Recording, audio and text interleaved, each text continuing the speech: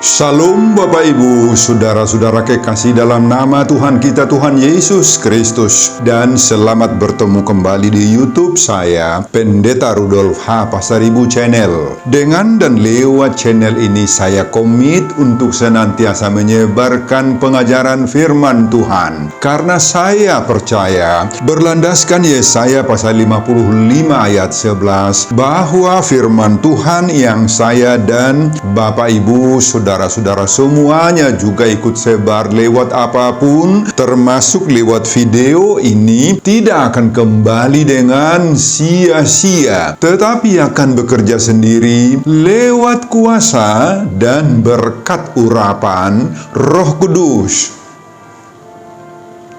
Mari Bapak Ibu, saudara-saudara semuanya, saya ajak membantu saya untuk menyebarkan pengajaran firman Tuhan, khotbah di ibadah minggu ketiga sesudah Trinitatis 25 Juni 2023. Terambil dari Injil Matius pasal 10 ayat 32 sampai 39. Dan epistel dari kitab Yeremia pasal 20 ayat 7 sampai 13, diikat oleh topik atau tema mengikut Yesus dan memikul salib. Dalam bahasa Batak Toba dituliskan mangihutton Yesus jalama morsan silang. Saya baca untuk kita, simaklah pembacaan firman Tuhan berikut ini. Khotbah kita dari dua perikop. Perikop pertama Matius pasal 10 ayat 16 sampai dengan ayat 33, penganiayaan yang akan datang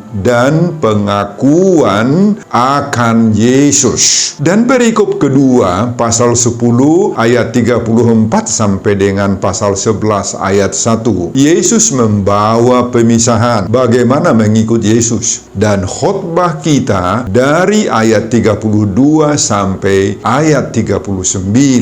Setiap orang yang mengakui aku di depan manusia, aku juga akan mengakuinya di depan Bapa-Ku yang di sorga. Tetapi barang siapa menyangkal aku di depan manusia, aku juga akan menyangkalnya di depan Bapa-Ku yang di sorga. Jangan kamu menyangka bahwa aku datang untuk membawa damai di atas bumi. Aku datang bukan untuk membawa damai, melainkan pedang. Sebab aku datang untuk memisahkan orang dari ayahnya, anak perempuan dari ibunya, menantu perempuan dari ibu mertuanya, dan musuh orang ialah orang-orang seisi rumahnya. Barang siapa mengasihi bapa atau ibunya lebih daripadaku, ia tidak layak bagiku. Dan barang siapa mengasihi anaknya laki-laki atau perempuan lebih daripadaku, ia tidak layak bagiku.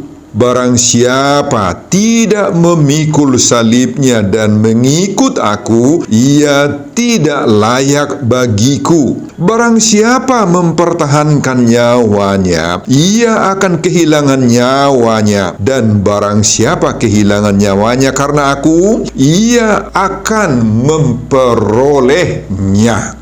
Bapak, Ibu, dan saudara-saudara, demikianlah nats khotbah kita di ibadah minggu ketiga sesudah Trinitatis 25 Juni 2023, dihubungkan dengan topik atau tema minggu mengikut Yesus dan memikul salib. Mangihuttot Yesus jalama morsan silang. Saudara, pada nats khotbah ini Tuhan Yesus memperhadapkan murid-muridnya dan orang-orang percaya kepadanya satu tuntutan iman yang sangat revolusioner, keras, dan tanpa tedeng-aling-aling. Yesus menawarkan dan menyodorkan satu jenis etika mengikut Yesus tanpa kompromi dan tidak ada tawar-menawar. Itulah etika pedang. Bagaimana bentuk, wujud, dan rupa etika pedang yang dibawakan oleh Yesus ini? Sebelum berbicara dengan etika pedang, Yesus mengingatkan murid-muridnya tentang upah mengikut Yesus, yakni pada ayat 32. Di sana ditulis, "Setiap orang yang mengakui aku di depan manusia, aku juga akan mengakuinya di depan Bapa-Ku yang di sorga." Pada ayat 33 ditulis lagi, "Tetapi barang siapa menyangkal aku di depan manusia, aku juga akan menyangkalnya di depan Bapa-Ku yang di sorga."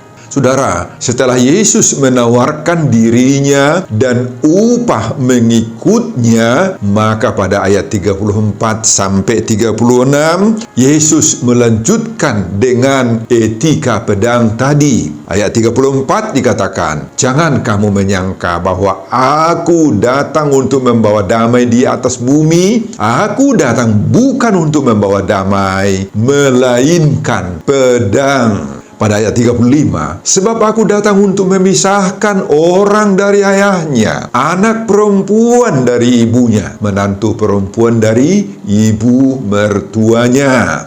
Pada ayat 36, "Dan musuh orang ialah orang-orang seisi rumahnya." Dan seterusnya pada ayat 37, Yesus memperbandingkan nilai kasih kepadanya yang harus lebih tinggi dari semua jenis-jenis kasih yang dikenal manusia, termasuk kasih kepada bapa, kepada ibu, kasih ibu atau bapa kepada anak, kepada putri, dan lain-lain. Di sana ditulis, "Barang siapa mengasihi bapa atau ibunya lebih daripadaku, ia tidak layak bagiku. Dan barang siapa mengasihi anaknya laki-laki atau anak perempuan lebih daripadaku, ia tidak layak bagiku." Dan pada ayat 38 dan 39, akhir dari khotbah ini, Yesus juga menawarkan dua macam pengorbanan untuk menunjukkan, membuktikan kasihnya kepada Yesus. Yakni, pertama, harus ada kerelaan untuk memikul salib. Kedua, dan kerelaan mempertaruhkan hidupnya, nyawanya, nafasnya demi Yesus.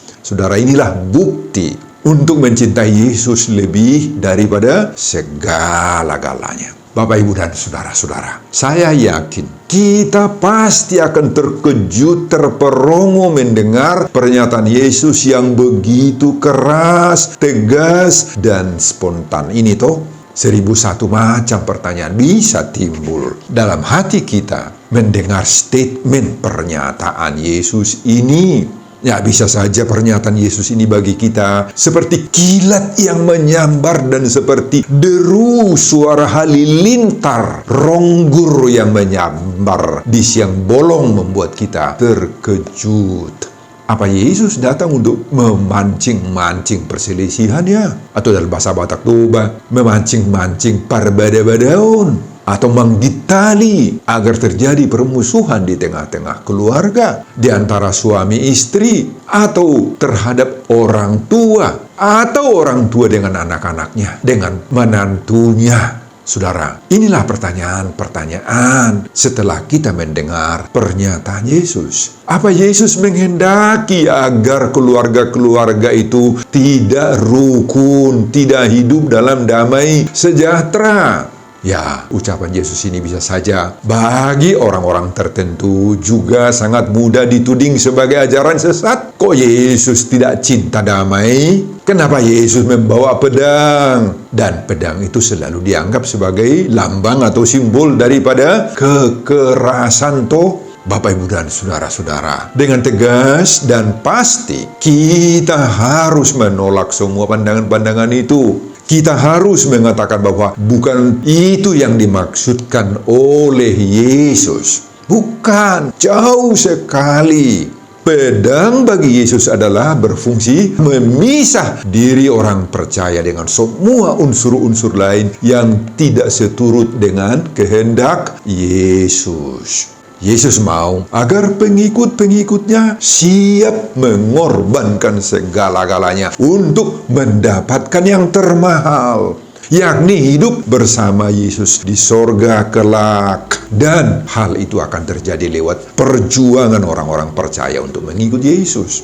Mengikut Yesus bukan sesuatu yang mudah, tidak hanya sekedar jadi Kristen, tetapi kemauan untuk menjalani berbagai-bagai pengorbanan, harus mau berjuang untuk imannya. Dan itulah yang diserukan topik minggu ketiga sesudah Trinitatis 25 Juni 2023. Mengikut Yesus dan memikul salib. Bapak, Ibu, dan saudara-saudara, itulah isi keseluruhan khotbah kita di pada minggu ketiga sesudah Trinitatis 25 Juni 2023 dihubungkan dengan topik minggu mengikut Yesus dan memikul salib. Saudara, apa pengajaran Tuhan bagi kita lewat khotbah ini? Pengajaran pertama, jangan pernah menyangkal Yesus. Saudara, ayat 32 dan 33 ini sengaja dimasukkan dalam khotbah ini. Meskipun konteksnya berbeda sekali dengan konteks perikop berikutnya. Konteks ayat 32 dan 33 yang dimulai dari ayat 16 sebelumnya adalah penganiayaan yang akan datang dan pengakuan akan Yesus. Sedangkan perikop selanjutnya mulai dari ayat 34, Yesus membawa pemisahan. Saudara, kedua ayat terakhir yang digabung dengan perikop khotbah kita ini, ayat 32 dan 33, meskipun berbeda konteksnya, tentu saja sangat penting bagi kita di saat ini. Kenapa? Agar supaya umat Kristen, yakni kita-kita ini, mau menjaga diri, mau memelihara dan merawat imannya. Jangan pernah kita mau menyangkal Yesus, terutama ketika menghadapi berbagai-bagai masalah, pergumulan, tantangan, bahkan penderitaan karena iman. Yesus melihat Bapak, Ibu, dan saudara-saudara bahwa tantangan iman dan apalagi penganiayaan, penderitaan itu sering sekali menjadi alasan bagi banyak orang menyangkal Yesus. Yesus menegaskan bahwa orang-orang yang menjaga, mau merawat, memelihara imannya dan tidak pernah menyangkal Yesus, maka kelak mereka atau kita itu akan diakui oleh Yesus Kristus di depan Bapanya di sorga. Dan kepadanya sudah tersedia tempat yang kekal di sorga sebagai upahnya mengikut Yesus. Tetapi sebaliknya, kepada para pengecut iman yang takut menghadapi resiko iman dan akhirnya menyangkal Yesus. Menyangkal Yesus dalam bahasa Yunani disebut di sini arneomai, yaitu to refuse, menolak, tidak mau tahu, pandang enteng kepada Yesus, tidak berani mengambil resiko mengikut Yesus dengan taat dan setia, maka konsekuensinya mereka akan sengsara di neraka. Saudara, bagaimana praktik menyangkal Yesus ini dalam kehidupan sehari-hari? Bagaimana supaya kita bisa jaga diri kita? Saudara, orang yang menyangkal Yesus adalah yang menyembunyikan agama kepercayaan yang dia anut itu agar ia bisa selamat, ia bisa menduduki jabatan-jabatan tertentu dalam sebuah lembaga, misalnya dalam instansi atau perusahaan-perusahaan tertentu yang memang diperuntukkan untuk orang-orang tertentu yang agamanya tertentu. Nah, dia sembunyikan apa agamanya di situ. Saudara, mungkin saja dalam instansi tertentu bisa saja ada aturan-aturan yang tidak tertulis bahwa pimpinan di instansi tersebut harus dari agama tertentu. Sehingga ada saja yang mau putar haluan, yang mau merubah KTP-nya sehingga memenuhi syarat bisa menjadi pimpinan di sana. Ia pada akhirnya meninggalkan Yesus. Ia berpindah agama. Ini orang yang menyangkal Yesus, Bapak Ibu. Saudara, jagalah imanmu, kepercayaanmu pada Yesus itu. Hargai karya keselamatan yang sudah diperbuat oleh Yesus lewat penderitaannya dan kematian yang Ia jalani untuk keselamatan kita. Akuilah namanya lewat tindakan-tindakanmu yang nyata. Bahkan sebarkan karya-karya dan berkat-berkat Yesus itu yang sudah kamu nikmati, agar orang-orang lain juga mau menerima, mempercayai Yesus itu. Itulah panggilan dan seruan topik minggu ketiga sesudah Trinitatis 25 Juni 2023, mengikut Yesus dan memikul salib. Amin Bapak Ibu dan saudara-saudara. Pengajaran yang kedua, jadikan Yesus dan firman-Nya pedangmu menghadapi perang rohani. Saudara, Paulus dalam suratnya kepada jemaat Efesus pasal 6 ayat 17 mengatakan, dan terimalah ketopong keselamatan dan pedang roh, yaitu firman Allah.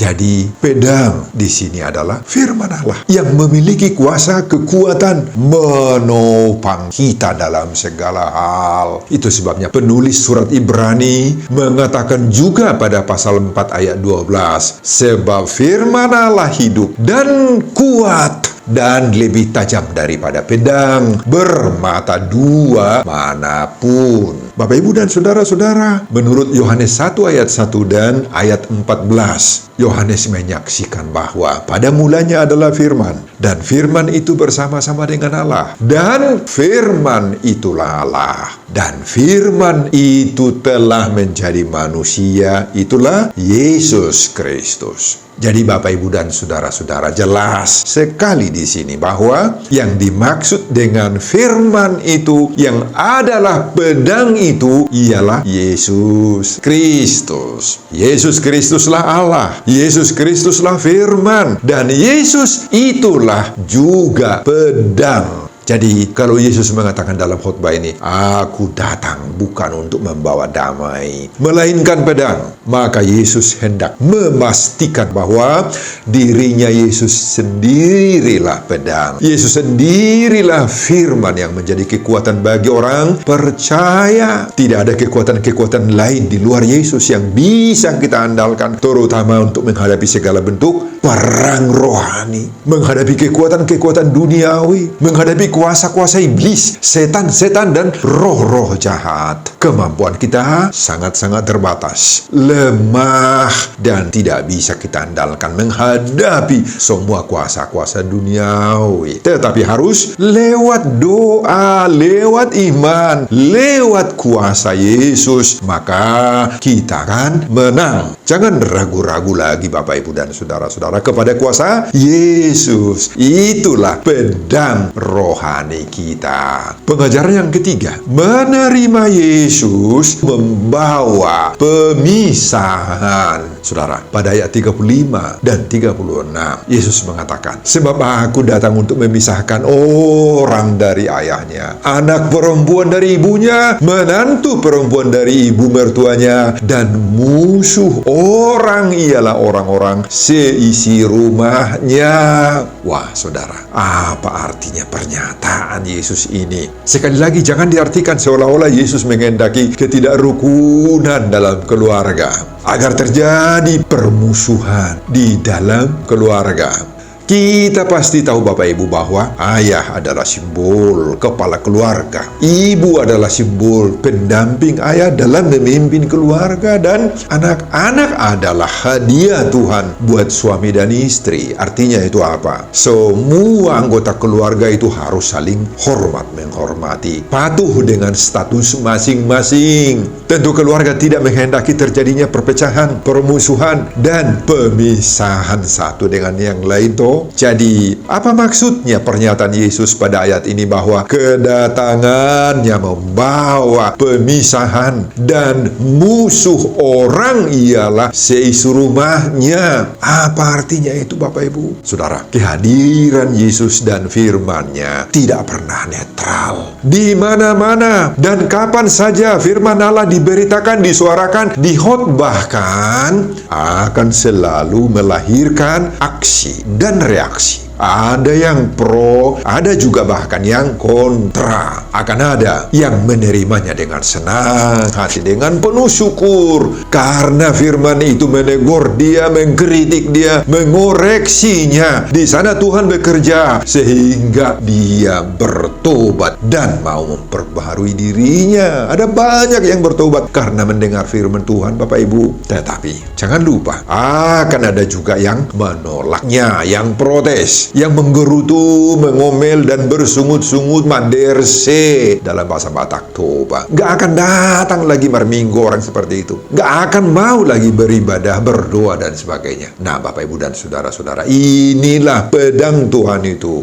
Inilah diri dan firman Yesus. Ketika dia dikhotbahkan, ketika dia diberitakan, maka dia akan bekerja. Dia akan menyebabkan pemisahan. Dia akan menyebabkan pro kontra. Firman Tuhan akan mengakibatkan terjadinya pemisahan. Apakah kita ikut orang jahat, pembohong, penipu? Oh, tidak lagi. Kita akan dipisahkan dari mereka. Kita akan dipisahkan dengan orang-orang pembohong, orang-orang penipu, orang-orang yang suka berkelahi, perbada-bada. Kita dipisahkan dari mereka, Bapak Ibu. Gak mau mengikuti mereka lagi. Nah, sekali lagi, tidak ada yang netral. Tidak ada yang abu-abu, tidak hitam, tidak putih. Enggak. Harus ada pemisahan. Makanya Rom 12 ayat 2 mengajar kita, janganlah kamu menjadi serupa dengan dunia ini. Nah, kita harus mampu membedakan apa yang baik, mana kehendak Allah, mana yang berkenan kepada Allah, dan yang tidak berkenan. Kita harus mampu memisah diri. Daksa robbak kita dohot mereka, daksa robbang au dohot ibana.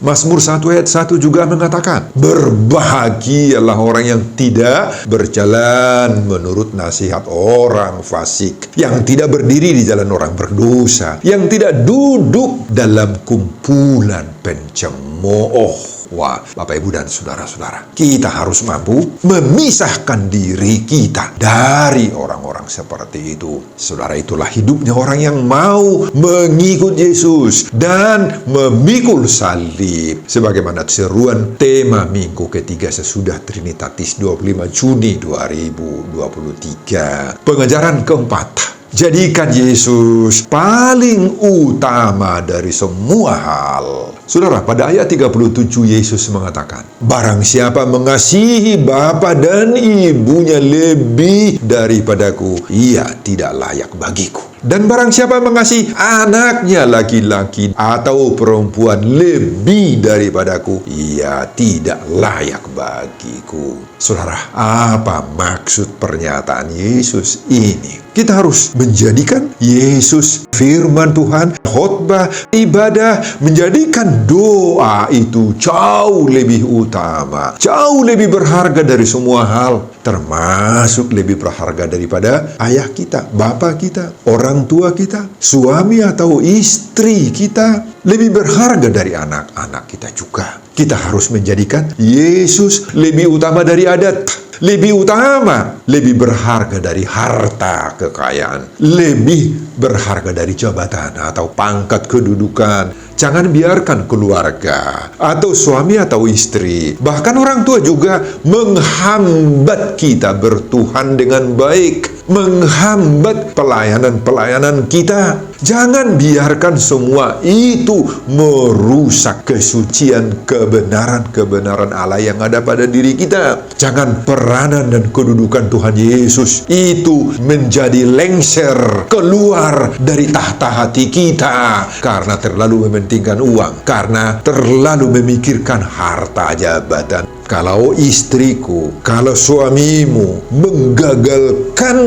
menggagalkanku melayani Tuhan, merusak cintaku kepada Yesus, maka ingatlah, sekarang harus punya prinsip, kita berpisah dalam prinsip ini. Berpisah dalam prinsip, Bapak Ibu. Bukan mau mengatakan sirang atau cerai, bukan. Berpisah dalam prinsip. Saudara, itulah pentingnya seruan dan ajakan topik minggu ketiga sesudah Trinitatis 25 Juni 2023, mengikut Yesus dan memikul salib. Kita harus mampu memisah diri kita dari segala sesuatu yang menjadi penghalang bagi kita untuk mengikut Yesus. Pengajaran yang kelima, pikullah salibmu dengan kekuatan dari Tuhan. Bapak, Ibu, dan saudara-saudara, semua yang kita bicarakan mulai dari pengajaran yang pertama sampai dengan yang keempat barusan, bukan hal yang mudah, yang enteng, yang biasa-biasa saja, Bapak, Ibu. Oh tidak, itu adalah beban yang sangat berat. Itulah salib. Semua kita harus memikul beban-beban itu. Salib kita sendiri. Itu sebabnya Tuhan Yesus berkata, barang siapa tidak memikul salibnya dan mengikut aku, ia tidak layak bagiku. Nah, inilah salib itu, Bapak Ibu. Segala penderitaan akibat iman kita, akibat kita mengikut Yesus dengan sungguh-sungguh, kita harus memikul salib. Kalau saudara harus menderita bergumul, harus korban karena iman, itulah salib. Dalam bahasa Yunani, staurosmu. Kalau saudara harus diejek, dilecehkan, dipermalukan, dicibirin orang karena kerajinanmu beribadah, kerajinanmu mengikuti jam-jam doamu,